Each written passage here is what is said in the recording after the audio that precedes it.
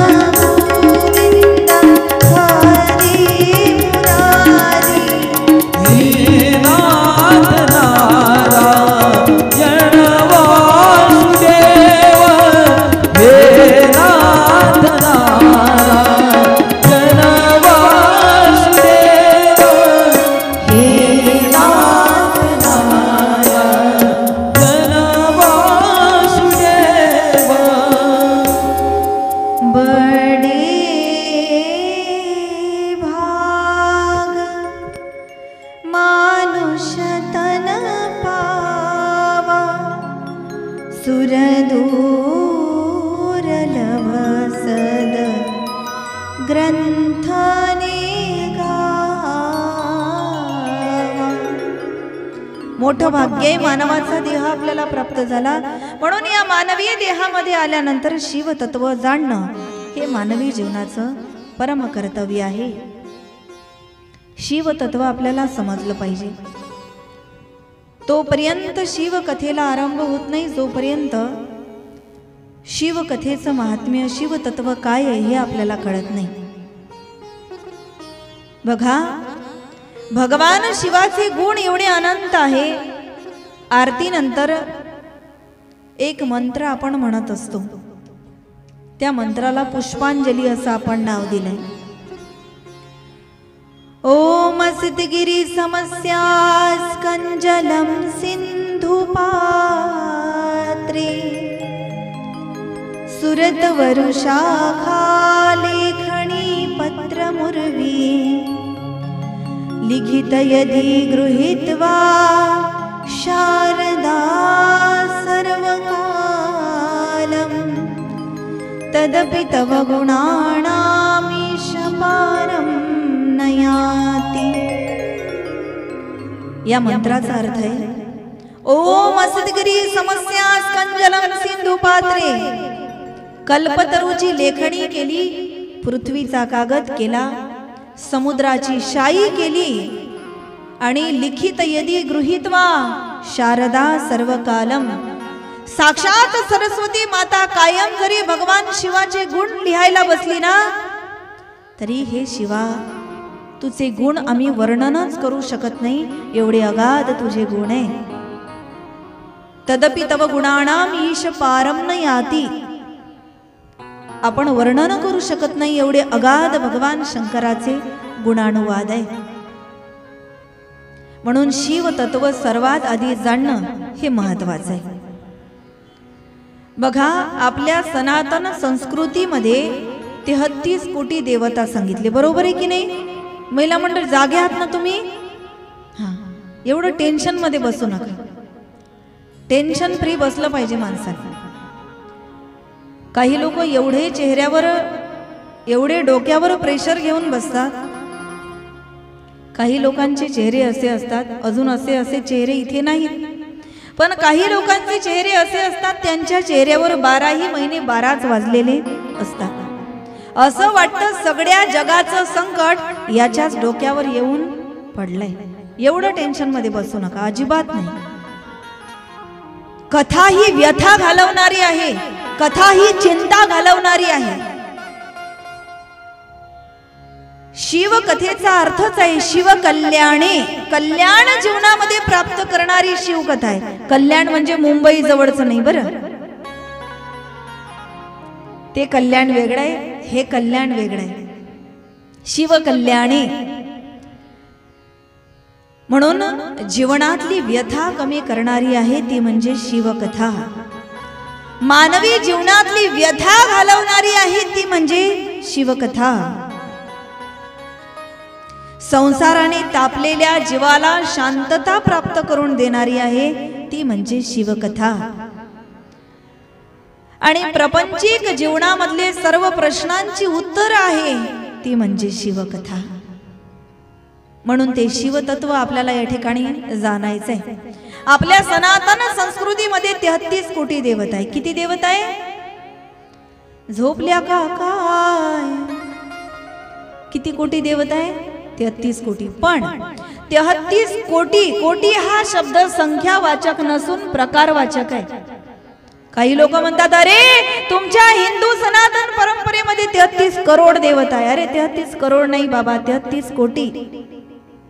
कोटी म्हणजे करोड नाही, मी आता सांगितलं. कोटी हा शब्द जो आहे हा प्रकारवाचक आहे, संख्यावाचक नाही. 33 कोटी देवता आहे म्हणजे 33 करोड नाही, 33 प्रकारच्या देवता आहे. आपल्या हिंदू सनातन परंपरेमध्ये 33 करोड देवता नाही तर 33 कोटी देवता आहे. 33 कोटी म्हणजे 33 प्रकारच्या देवता आहे.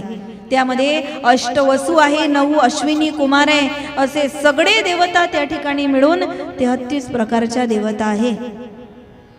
आणि कधी कधी माणसाच्या जीवनामध्ये त्याला प्रश्न निर्माण होतो महाराज की देवाची उपासना करायची हे बरोबर आहे, शिव महापुराण या 2-4 वर्षात उदयाला आलं का? हा, शिव महापुराण या 2-4 वर्षात नव्याने निर्माण झालंय का? अजिबात नाही. हजारो वर्षापूर्वीच शिव महापुराण आहे, फक्त आपल्याला कळायला आत्ता लागलंय. जेव्हापासून 1 लोटा जल सब समस्या का हल आपल्या समोर आलं तेव्हापासून आपल्याला शिव महापुराणचं महत्व पटायला लागलं. शिव महापुराण आधी सुद्धा होतं, पण त्यांचं महत्व आपल्याला पटलं नाही, आत्ता पटायला लागलंय. प्रश्न असा निर्माण होतो महाराज, 33 कोटी देवता जर आपल्या सनातन परंपरेमध्ये आहे, 33 प्रकारच्या देवता जर आपल्या सनातन परंपरेमध्ये आहे, तर कोणत्या देवाची पूजा करायची हा सगळ्यात मोठा प्रश्न आहे आपल्या समोर. तर आपल्या वारकरी संप्रदायाने आणि सर्व साधू संतांनी देव पंचायतन सांगितलंय. देव पंचायतन म्हणजे आपल्या घरी देवाऱ्यामध्ये 5 प्रकारच्या देवता असल्या पाहिजे. 5 प्रकारच्या देवतेमध्ये सर्वात पहिली देवता आहे श्री गणेश भगवान परमात्मा, कारण ते अग्रदेवता आहे, अग्रपूजेचा मान त्यांना प्राप्त झालेला आहे. म्हणून सर्वात पहिली देवता आहे श्री गणेश भगवान. कोण आहे ते? एकदंत दयावंत 4 भुजाधारी, एकदंत दयावंत 4 भुजाधारी, माथे सिंदूर सोहे मूस की सवारी, माथे सिंदूर सोहे मूस की सवारी, पान चढ़े फूल चढ़े और चढ़े मेवा, लड्डू मन का भोग लगे संत करे सेवा,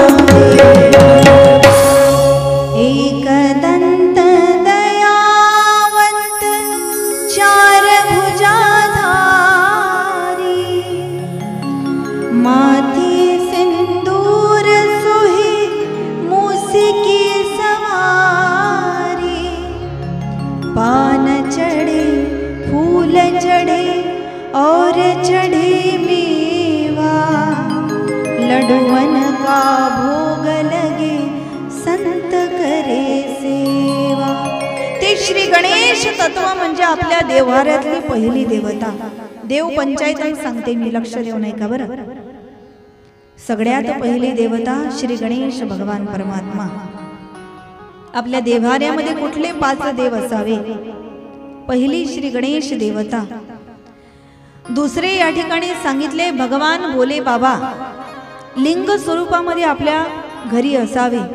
कारण शास्त्राने त्या गृहस्थाश्रमाला धन्यता दिली. आतिथ्यम शिवपूजनम प्रतिदिनम मिष्ठान्न पानम गृहे साधो संगमुपासते हि सततम धन्यो गृहस्थाश्रमम.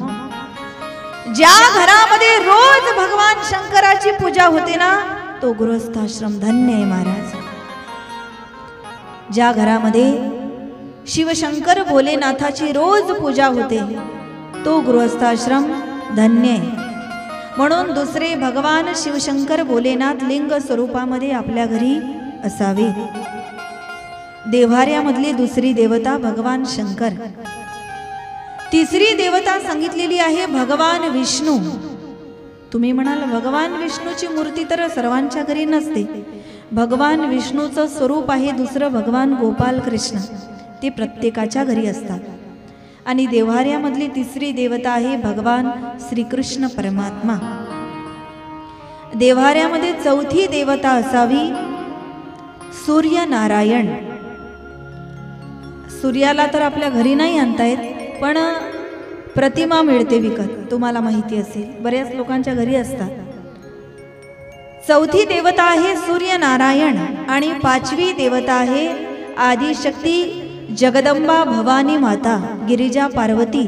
ती लक्ष्मी स्वरूपामध्ये असू द्या, सरस्वती असू द्या, अन्नपूर्णा असू द्या, कुठल्याही स्वरूपामध्ये का असेना, पण आपल्या घरी जगदंबेची त्या ठिकाणी उपासना आपल्या घरी असावी. कोणत्याही स्वरूपामध्ये देवीची मूर्ती आपल्या देव्हाऱ्यामध्ये असावी. कारण ती कालिका आहे, ती जगदंबा आहे, ती सरस्वती आहे, ती गिरिजा आहे, ती पार्वती आहे, ती सरस्वती आहे, ती चंडिका आहे, ती महालक्ष्मी आहे, ती कात्यायनी आहे. अनेक स्वरूप या जगदंबेचे त्या ठिकाणी असतात.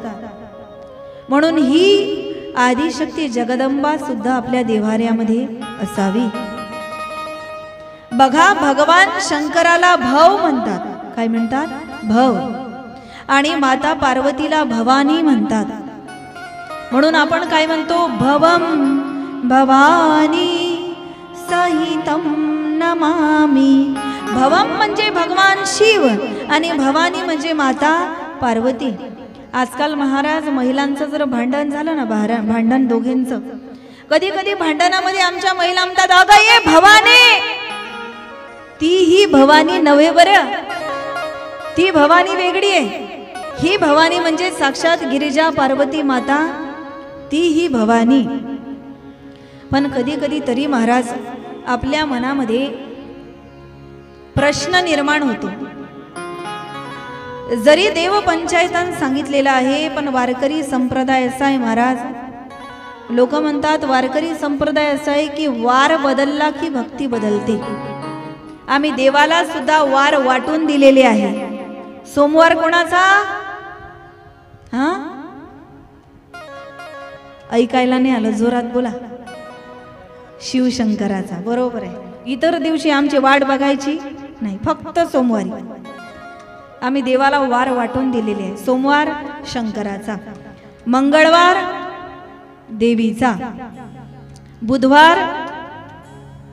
बुधवार बऱ्याच ठिकाणी एक गाऊ आम्ही विठोबाचे नाम अनेकांचे काम नाही. आता पांडुरंगाचा, वारकरी संप्रदायाच्या नुसार बुधवार पांडुरंगाचा, गुरुवार समर्थ सद्गुरु श्री संत गजानन महाराज की, समर्थ सद्गुरु साईनाथ भगवान की, दत्तात्रय भगवान की.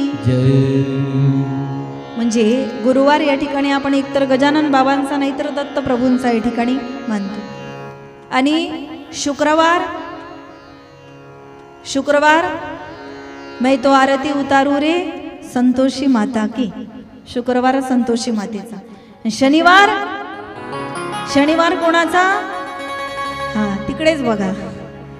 हे दुःख भंजन भंजन मारुती नंदन हे दुख भंजन मारुती नंदन सुनलो मेरी पुकार पवन सुत विनती बारंबार पवन सुत विनती बारंबार हे दुख भंजन मारुति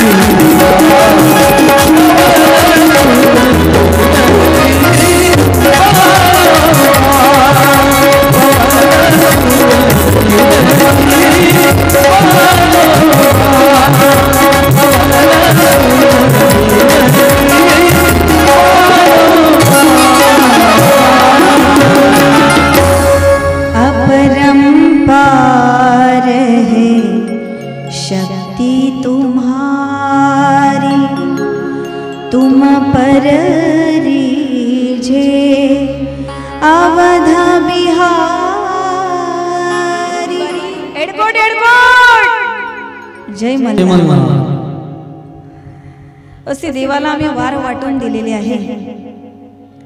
पण प्रश्न निर्माण होतो महाराज, वारकरी वार बदलले की भक्ती बदलतात? खरंच या वारकऱ्यांची खरी निष्ठा आहे का भगवान परमात्म्यावर? तर महाराज आमचे साधू संत फार गोड वर्णन करून सांगतात. बघा, सनातन परंपरेमध्ये 33 कोटी देवता आहे, 33 प्रकारच्या देवता आहे. त्यामध्ये मुख्य 5 देवता आहे. देव पंचायतन या ठिकाणी सांगितलंय. पण हे करत असताना आम्हाला आमच्या मनामध्ये जे प्रश्न निर्माण होतात, भगवान शंकराची भक्ती करायची की कृष्णाची भक्ती करायची, देवीची भक्ती करायची की गजाननाची भक्ती करायची, कोणाची भक्ती करायची, हा संभ्रम आम्हाला आमच्या मनामध्ये निर्माण होतो. तर तो संभ्रम मी आज तुमच्या मनातला या ठिकाणी घालवणार आहे. बघा, जसं तुम्ही एकच आहात, मी एकच आहे, पण आपल्याला प्रत्येक व्यक्ती वेगवेगळ्या नावाने हाक मारतो. कुणी तुम्हाला आई म्हणत असेल, कुणी तुम्हालाच मावशी म्हणत असेल, कुणी तुम्हालाच आत्या म्हणत असेल, कुणी तुम्हालाच काकू म्हणत असेल, कुणी तुम्हालाच आजी म्हणत असेल, कुणी तुम्हालाच असे वेगवेगळे नावाने या ठिकाणी संबोधत असेल. मग तुम्ही वेगवेगळे आहात का? जसं आत्या, मावशी, काकी, आई, आजी या सर्व वेगवेगळ्या आहेत का? एकच आहे. जसं मी आहे, मला कोणी दीदी म्हणतं, कोणी माई म्हणतं, कोणी नावाने हाक मारतं. ज्यांचा अधिकार आहे ते नावाने हाक मारतात. मग माझे स्वरूप वेगवेगळे आहेत का? नाही, मी एकच आहे. पण मला प्रत्येकाने वेगवेगळ्या स्वरूपाने पाहिलं. तसं भगवान परमात्मा एकच आहे. पण त्याला जर तुम्हाला बाप म्हणून स्वीकारायचं असेल तर तुम्ही भगवान शंकराची कथा ऐका. त्याला जर तुम्हाला आई म्हणून स्वीकारायचं असेल तर तुम्ही आदिशक्ती जगदंबेची कथा ऐका, देवी भागवत ऐका. तुम्हाला जर त्या भगवान परमात्म्याला गुरु स्वरूपाने भजायचं असेल, तुम्ही संतांचं चरित्र ऐका. तुम्हाला जर त्या भगवान परमात्म्याला पती म्हणून स्वीकारायचं असेल तर तुम्ही कृष्ण चरित्र ऐका, श्रीमद भागवत ऐका. स्वरूप वेगवेगळी आहे, भगवान परमात्मा मात्र एकच आहे.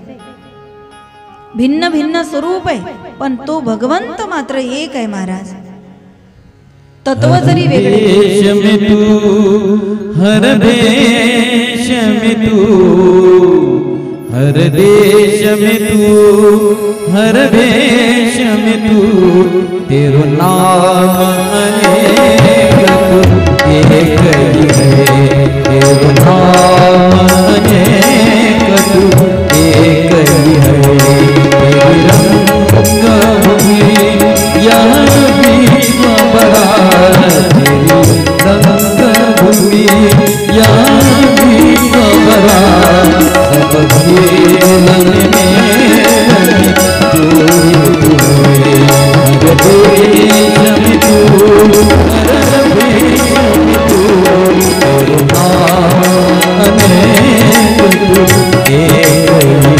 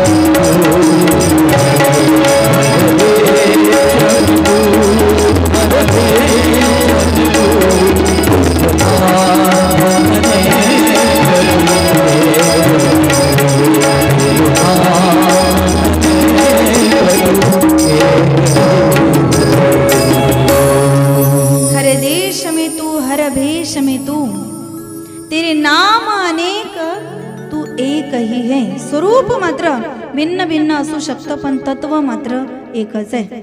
आता आई जर आपल्याला अनुभवायची असेल महिला मंडळ, आई कशी असते दिसायला? मोठी दाढी आहे तिला, मोठी मिशी आहे, अशी आई असते का? अजिबात नाही. सुंदर साडी नेसलेली, सुंदर शृंगार केलेली, हातात बांगड्या घातलेली, तिला काय म्हणतात? आई म्हणतात.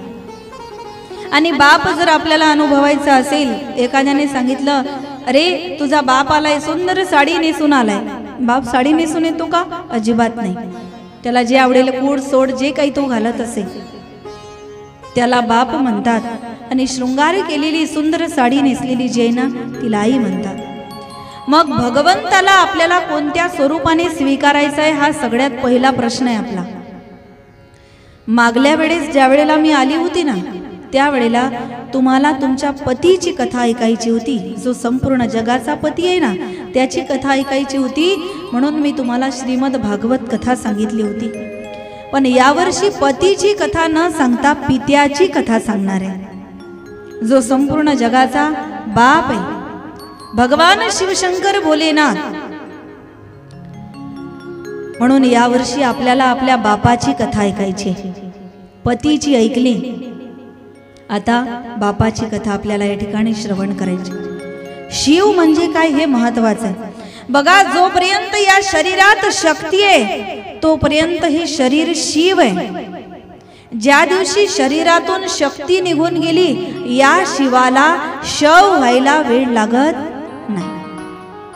शक्ती शरीरामध्ये आहे तोपर्यंत शिव आहे. शरीरातली शक्ती गेली की काय म्हणतात? शव. इतनी शक्ति हमें दे न दाता, मन का विश्वास कमजोर होना. इतनी शक्ति हमें दे न दाता, मन का विश्वास कमजोर होना. हम चले गरजते पे हमसे कर दी शक्ति हमें दे न दाता, मन का विश्वास कमजोर होना.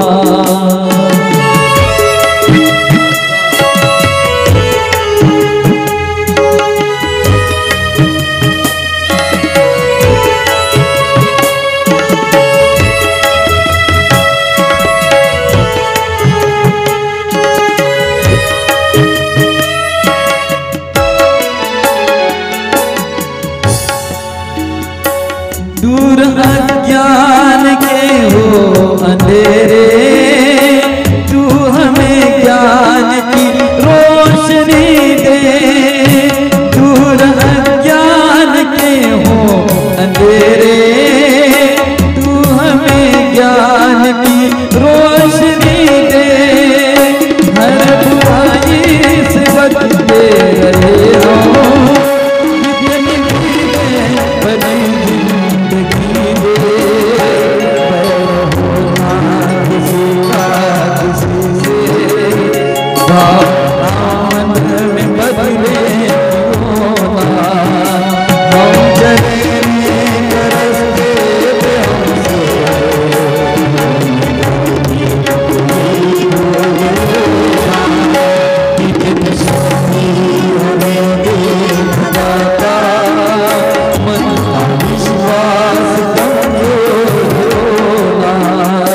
इतनी शक्ति हमें न दाता, मन का विश्वास कमजोर होना.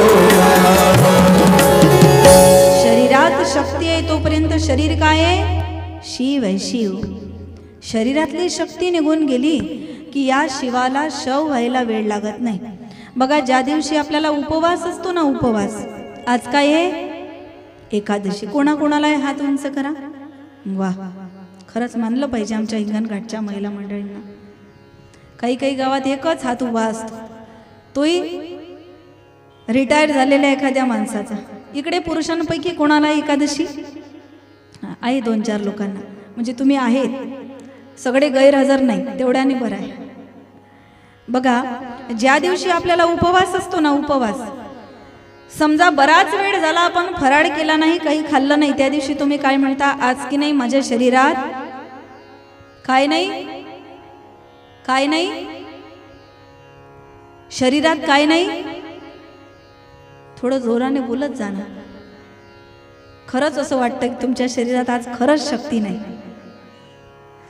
ज्या दिवशी आपल्याला उपवास असतो, काही खाल्लेलं नसतं, त्या दिवशी काय म्हणतो? आज माझ्या शरीरात की नाही शक्ती नाही.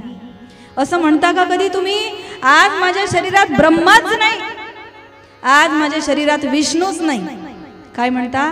आज माझ्या शरीरात शक्ती नाही. म्हणजे हे आपण सुद्धा मान्य केलं की शक्तीशिवाय हे शरीर शिव होऊ शकत नाही. तसं भगवान शिव आणि शक्ती हे एकमेकाशिवाय जीवनामध्ये अपूर्ण आहे. म्हणून हे शरीर, या शरीरामध्ये जोपर्यंत शक्ती आहे तोपर्यंत हे शिव आहे. ज्या वेळेला शरीरातली शक्ती निघून गेली त्यावेळेला याचं शव होतं. आणि मग लोक काय म्हणतात? राम नाम. हे मेल्यावरच कळतं महाराज लोकांना. जोपर्यंत जिवंत आहे ना तोपर्यंत राम नाम सत्य आहे हे लोकांना कळतच नाही, तोपर्यंत खोटंच वाटतं. ज्या दिवशी कोणी मरतं ना त्यावेळेला लोक म्हणतात हां बरोबर आहे, राम नाम सत्य आहे. तेव्हा पटतं लोकांना, तोपर्यंत पटत नाही. म्हणून शरीरातून शक्ती निघून गेली की याचं शव होतं. म्हणजेच त्या माणसाला जीवनात काय येतं? मरण येतं, मरण. आणि माणसाला मरण आवडत नाही. माणसाला मरण आवडत नाही. ज्ञानोबाराय सांगतात, अगामर हा बोलून साहती. माणसाला मरण तर आवडतच नाही, पण मर म्हटलेलं सुद्धा आवडत नाही. नाहीतर तुम्ही एखाद्याला म्हणून बघा ना, जाणं मरणं, मग बघा काय होतं. तर माणसाला मरणही आवडत नाही आणि मर म्हटलेलं सुद्धा आवडत नाही. परंतु आमचे साधू संत सांगतात या मरण्यावर तर खरा अधिकार आहे माणसाचा. वंदनीय राष्ट्रसंत तुकडोजी बाबा एका भजनामध्ये फार गोड वर्णन करतात. मरना मरना मरना हक का बहाना है, जीना उदार आना है, जीना उदार आना है. मरना मरना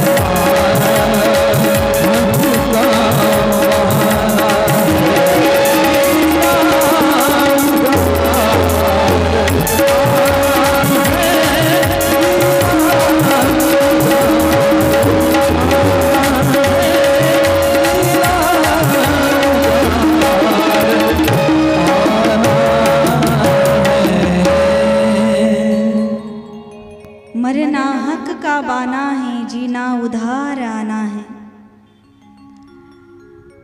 मरण्यावर तर खरा अधिकार आहे महाराज माणसाचा, जगणं ही माणसाला उधारीत या ठिकाणी मिळालेलं आहे. आणि वंदनीय राष्ट्रसंत तुकडोजी बाबा सांगतात, तोच या जीवनामध्ये खरा जगतो. कहात तुकड्या वही जीते हैं, जो जीते मर जाते,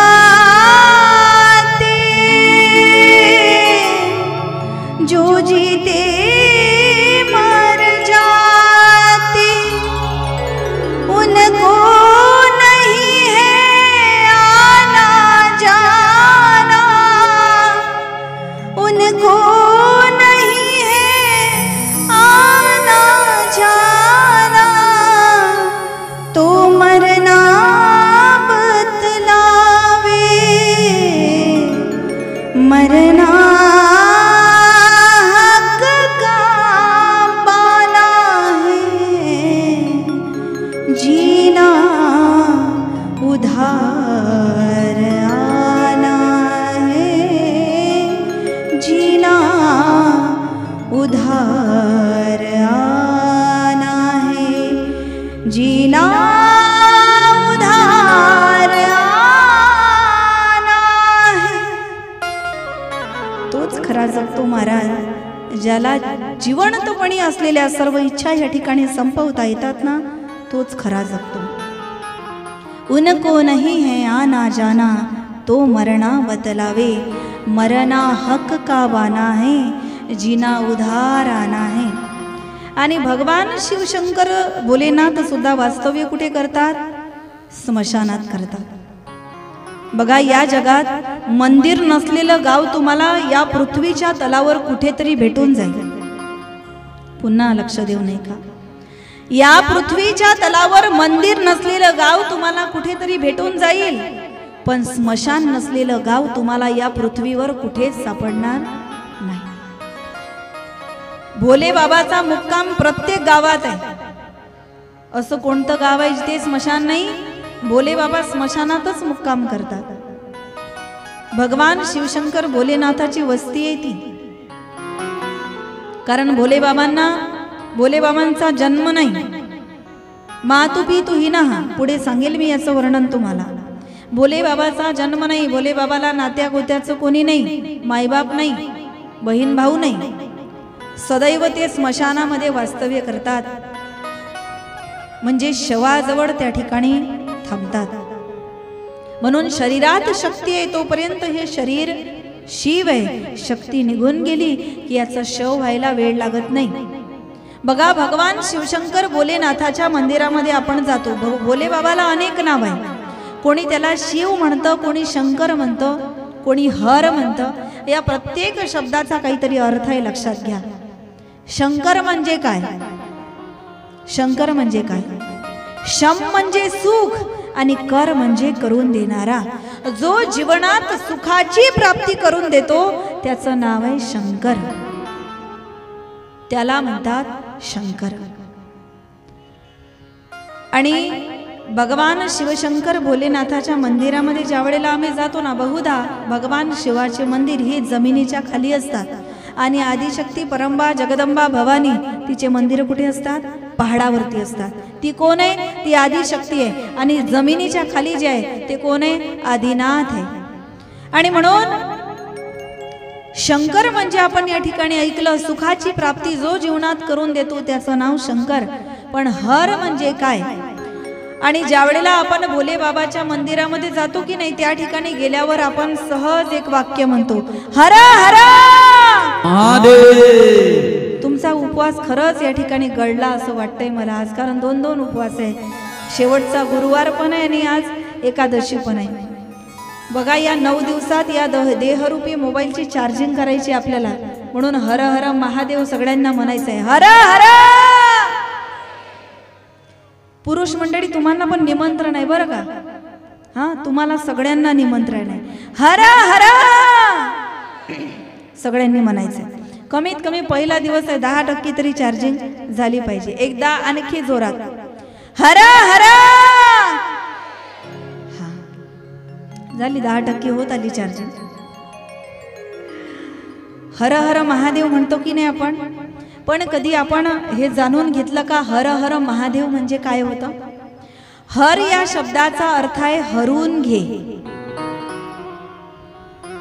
काय म्हणतो आपण? हर हर महादेव.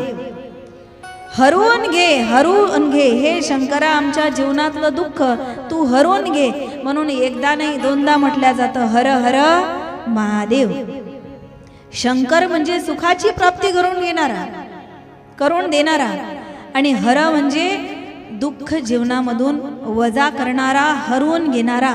म्हणून जो दुःख जीवनातून हरवून घेतो आणि सुखाची प्राप्ती करून घेतो तो आहे भोलेनाथ, महादेव है तो.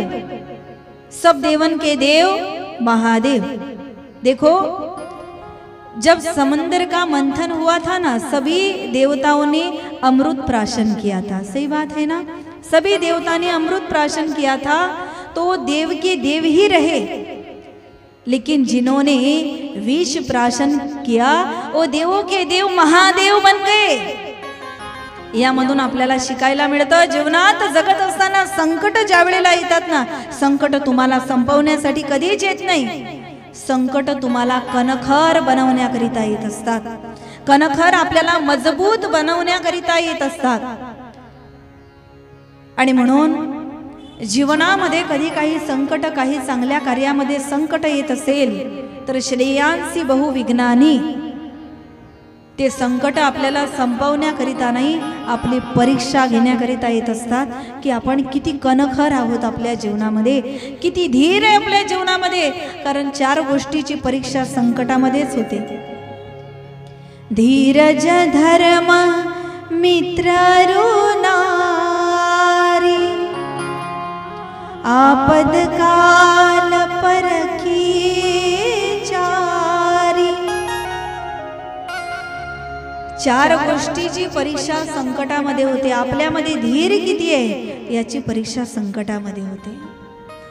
आपण धर्म कशा पद्धतीने करतो, चांगलं सुख जीवनामध्ये धर्म करतो, यात काही नवल नाही. पण जीवनामध्ये काहीही नसताना जर आम्ही धर्म करतो ती आमची परीक्षा आहे.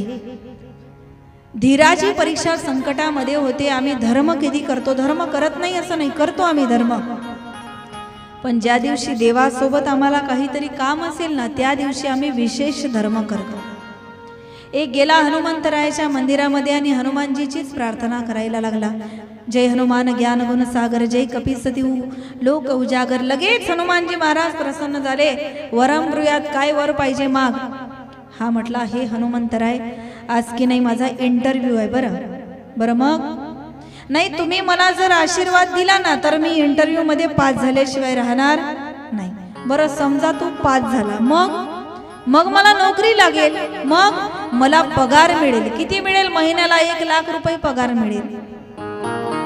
हनुमंतराय म्हटले ठीक आहे, समजा तुझं म्हणणं मी मान्य केलं, तुला तुझ्या म्हणण्याप्रमाणे मी आशीर्वाद दिला, तू इंटरव्ह्यू मध्ये पास झाला, तुला नोकरी लागली, महिन्याला 1 लाख पगार मिळाला, तू मला काय देणार? तो म्हटला काय देणार म्हणजे? मला जर आज तुम्ही आशीर्वाद दिला ना हनुमंतराय, आणि मला जर आज मी इंटरव्ह्यू मध्ये पास झालो, मला जर नोकरी लागली, महिन्याला 1 लाख जर मला पगार मिळाला ना, तर हे हनुमंतराय मी 100 रुपयाचे पेढे तुमच्या मंदिरात आणू. नोकरी किती रुपयाची? 1 लाखाची. पेढे? एवढा कपटी आहे माणूस महाराज. तुकोबारांनी एक अभंग लिहिला होता, फलकट तो संसार. मला वाटतं तुकोबारांनी त्या फच्या जागी ह लिहायला पाहिजे होता. हा काय लिहिलं होतं तुकोबारांनी? फलकट तो संसार. त्या फच्या जागी तुकोबारांनी ह लिहायला पाहिजे होता, म्हणजे हलकट तो संसार असं म्हणता आलं असतं. एवढा कपटी आहे माणूस. 1 लाखाची नोकरी, पेढे 100 रुपयाचे. आता मला सांगा, ज्या हनुमानजीला तुम्हाला 1 लाखाची नोकरी देता येते त्याला 100 रुपयाचे पेढे विकत घेऊन खाता येत नाही का? एवढा कपटी आहे माणूस. आणि म्हणून धर्म आम्ही जीवनामध्ये करतो हे बरोबर आहे, पण आमच्या परिस्थिती नसताना सुद्धा आमचा धर्म टिकतो की नाही याची परीक्षा संकटामध्ये होते. धीरज, धर्म, मित्र, तुमच्या मित्राची परीक्षा ही संकटामध्ये होते. जोपर्यंत हातात पैसा आहे, पैशाचा चुराळा करणारे लाखो मित्र जीवनात भेटतात, त्याला काही कमी नाही. पण जीवनात संकट आल्यावर खरा मित्र कोण हे संकटामध्येच कळतो महाराज. संकट जीवनामध्ये आलं, दुःख जीवनामध्ये आलं की मैत्री कोणाशी करावी आणि खरा मित्र कोण असावा हे आम्हाला संकट शिकवतात. आणि घरामधली स्त्री नारी हिची परीक्षा सुद्धा संकटामध्येच होते. जोपर्यंत पती जीवनामध्ये भरपूर सुख देतो, ऐश्वर्य आहे, संपत्ती आहे, वैभव आहे, तोपर्यंत आम्ही चांगलं वागतो, यात काहीच नवल नाही. पण ज्या दिवशी पतीच्या जीवनात दुःख आलं, पतीला दारिद्र्य जीवनात प्राप्त झालं, गरिबी जीवनामध्ये आली, काहीतरी संकट पतीच्या जीवनामध्ये आलं, त्यावेळेला ती पत्नी जर आपल्याला साथ देत असेल ना त्या संकटामध्ये, ती खरी नारी आहे महाराज, ती खरी स्त्री आहे. धीरज, धर्म, मित्र, अरु नारी, आपद काल परखिओ चारी, या 4 लोकांची परीक्षा ही संकटामध्ये होत असते, लक्षात घ्या. म्हणून धर्म जीवनामध्ये आम्ही करतोय, धर्म केलाच पाहिजे. कारण आम्ही जर धर्माचं रक्षण केलं तर धर्म एक दिवस आमचं रक्षण केल्याशिवाय राहणार नाही. अपनी अपनी नेकी से चलना, यही तो धर्म सिखाता सिखाता, यही तो धर्म सिखाता. अपनी अपनी नेकी से चलना, यही तो धर्म सिखाता, यही तो धर्म सिखाता.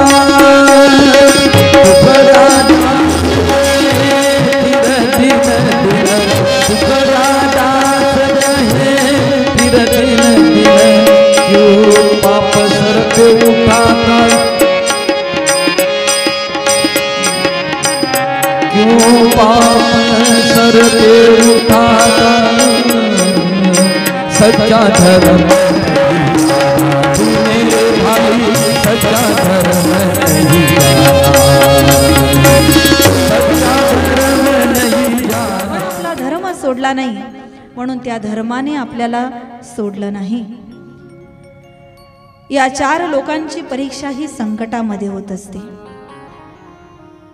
आणि म्हणून जीवन जगत असताना ते शिवतत्व आम्हाला जाणून घ्यायचंय. पण महत्वाचा प्रश्न हा आहे, शिवकथा ऐकण्याचा अधिकारी कोण?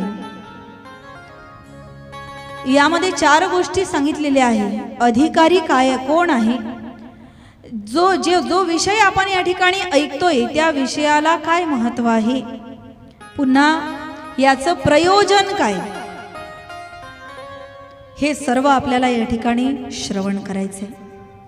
बघा, अधिकारी कोण आहे? कथा श्रवण करण्याचा अधिकारी तो आहे ज्याला शिवाला जाणण्याची मनामध्ये उर्मी आहे, इच्छा आहे. तो शिवकथा ऐकण्याचा खरा कोण आहे? अधिकारी आहे. बघा, वक्ता असो की श्रोता असो, तो अधिकारी असला पाहिजे. नाहीतर एका गावामध्ये मोठमोठ्याने भाषण चाललंय, दारू मुकामे मान दारूने दारू जावे छे, दारू बहुत दुर्गंधी दारू न धक्को खावे छे. दारू पिणं चांगलं नाही, दारू गांजा मत पियो यारो, अक्कल गुम हो जाती है, अपने कब्र का दाम खर्च कर मुंह में मक्खी आती है. पण महत्वाचा प्रश्न हा आहे, गावातील लोकांनी सुद्धा टाळ्यांचा कडकडाट केला. त्यांना वाटलं यावर्षी व्यसनमुक्तीच्या क्रमांकात आपल्याच गावाचा पहिला नंबर लागणार. पण महत्वाचा प्रश्न हा आहे, भाषण चाललं कोणाचं होतं? तर ज्याला अगोदरच जास्त झाली होती ना त्याचं भाषण चाललं होतं. कोण ऐकणार महाराज त्याचं भाषण? म्हणून सांगणारा व्यक्ती सुद्धा अधिकारी असावा आणि ऐकणारा व्यक्ती सुद्धा अधिकारी असावा. तर कथेचा अधिकारी तो आहे ज्याला शिवतत्व जाणण्याची इच्छा आहे. भगवान शिवाला जाणून घ्यायची ज्याला इच्छा आहे, तो शिव महापुराण कथा ऐकण्याचा खरा अधिकारी आहे. पुन्हा यामध्ये विषय काय सांगितलेला आहे? विषय महत्वाचा आहे महाराज. तर जीवनामध्ये जगत असताना सुखाची प्राप्ती करून देणारा शिव हा कसा आहे, कोण आहे, कुठे राहतो, तो कसा आपल्याला प्राप्त होईल, हाच शिवमहापुराण कथेचा खरा विषय आहे. नवे नवे या शिवमहापुराण कथेचं प्रयोजन काय महाराज? प्रयोजन महत्वाचं आहे. प्रयोजन म्हणजे फळ. शिवमहापुराण कथा आम्हाला ऐकायची, तुम्हाला कथा ऐकायची आहे ना, हो की नाही? हा, तोंडाने सांगत जा. काही लोक बघा याला हो म्हणतात, याला नाही म्हणतात. काही लोक ह्या अशा माना फिरवतात, त्याला काय म्हणतात कोणास ठाऊक. तोंडाने सांगितलं पाहिजे हो. तुम्हाला शिवकथा ऐकायची ना, पण तुम्हाला हे माहिती आहे का तुम्हाला शिवमहापुराण कथा का ऐकायची आहे, हो की नाही?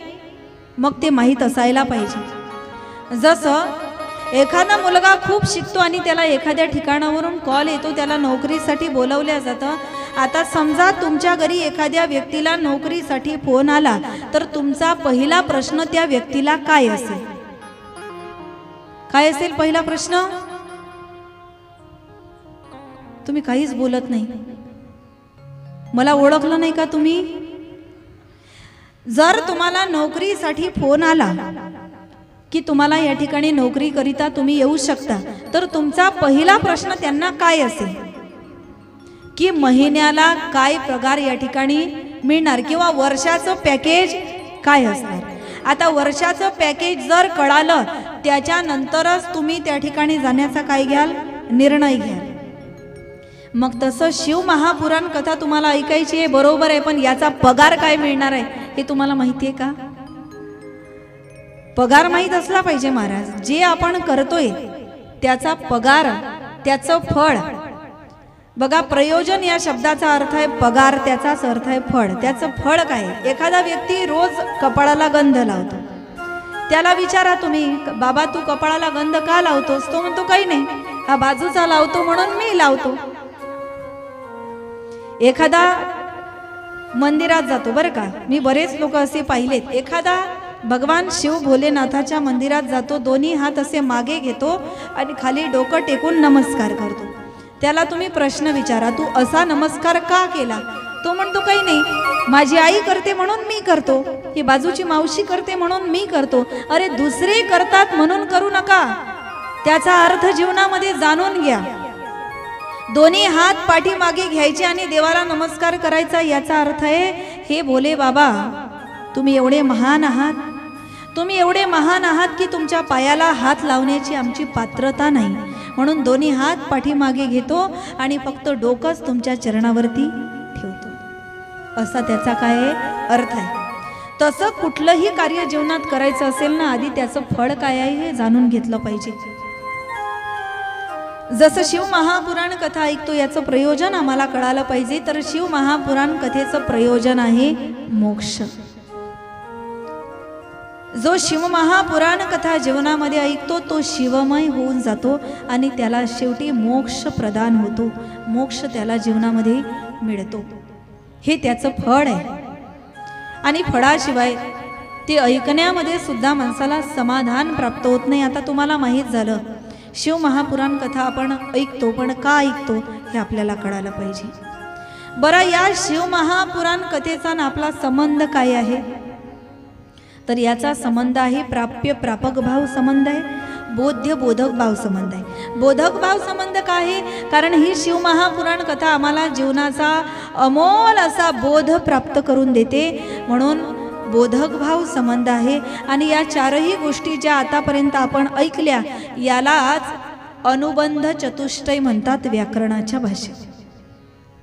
म्हणून हे जीवनामध्ये ऐकणं महत्त्वाचं का आहे? हे ऐकल्याशिवाय आपल्याला शिवमहापुराण कथा समजणार नाही. बघा, शिवमहापुराण कथा मी ऐकतोय, चिंता घालवणारी ही कथा आहे. चिंता आणि चिता याच्यामध्ये जास्त अंतर नाही. जर चिंता माणसाने जास्त केली तर त्याची चिता ही लवकर तयार होत असते. त्यापेक्षा चिंता आणि चितामध्ये एक अनुस्वारच फरक आहे. अनुस्वार काढला की चिता, अनुस्वार लावला की चिंता. मग चिंता करून चिता तयार केल्यापेक्षा चिंतन करून त्या भगवान भोलेनाथाचं भजन करून जीवनामध्ये चिंतन जर आपण केलं ना तर आपली चिंता तो भोले बाबा केल्याशिवाय राहणार नाही. म्हणून न चिंता हो न भय हो, भोलेनाथ भगवान की. हुशार आहात तुम्ही लोक. न चिंता हो न भय हो, भोलेनाथ भगवान की जय हो. रोज म्हणत जाऊ आता आपण हे.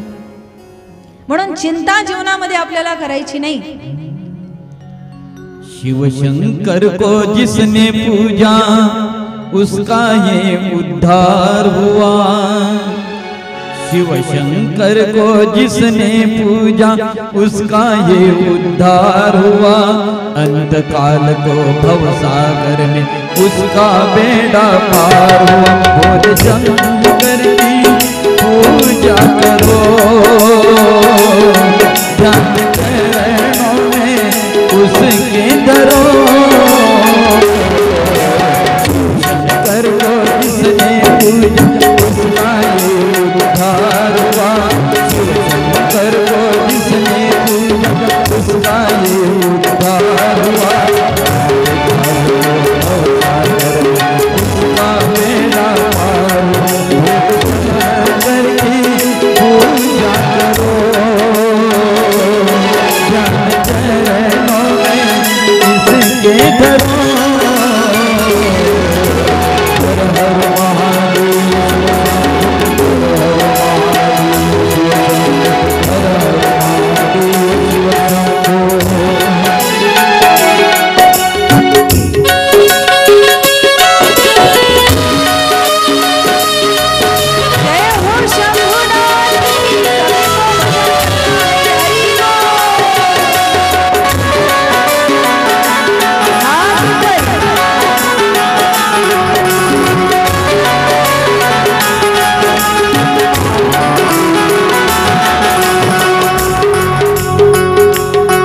नाम ऊंचा है महादेव का. नाम ऊंचा है सबसे महादेव का. वंदना जिसकी करते हैं सब देवता. वंदना जिसकी करते सब देवता. इसकी पूजा से वरदान पाते हैं. सबका दान पाते हैं सब. सबका दान पाते हैं सब. असुरानी सब पर भोले का उपकार हुआ. असुरानी सब पर भोले का उपकार हुआ.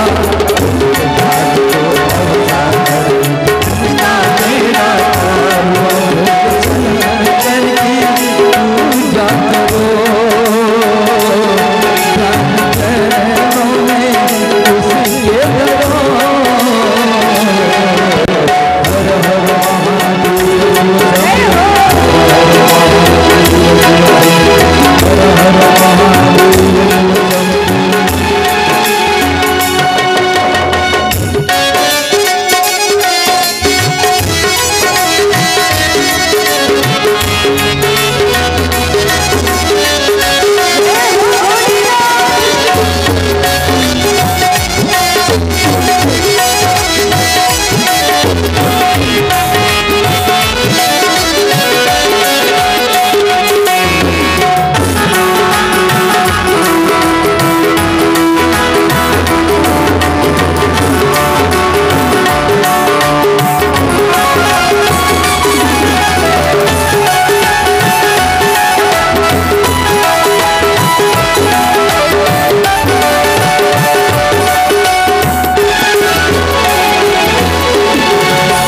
डमरू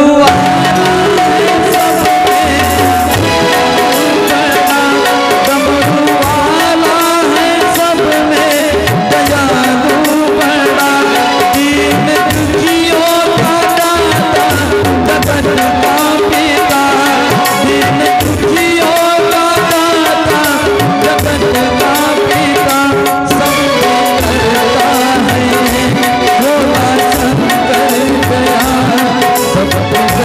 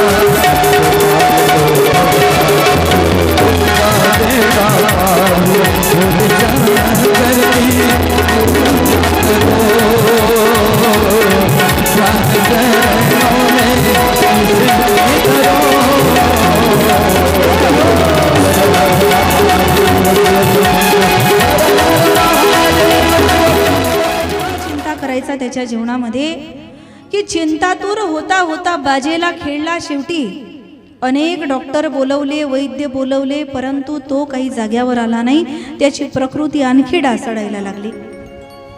एक दिवस एक समजदार व्यक्ती त्याच्याकडे गेला आणि राजाला विचारलं, बाबा, एवढ्या दिवसापासून तू बाजेला खेळलेला आहे, तुला या ठिकाणी दुःख वाटण्याचं कारण तरी काय आहे? तू चिंता तरी का करतो? राजा काय म्हटला माहिती?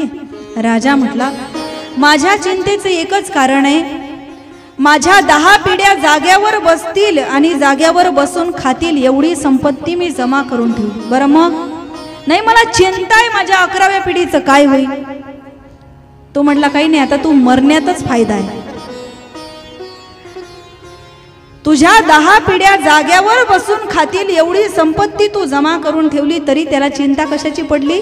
माझ्या 11व्या पिढीचं काय होईल.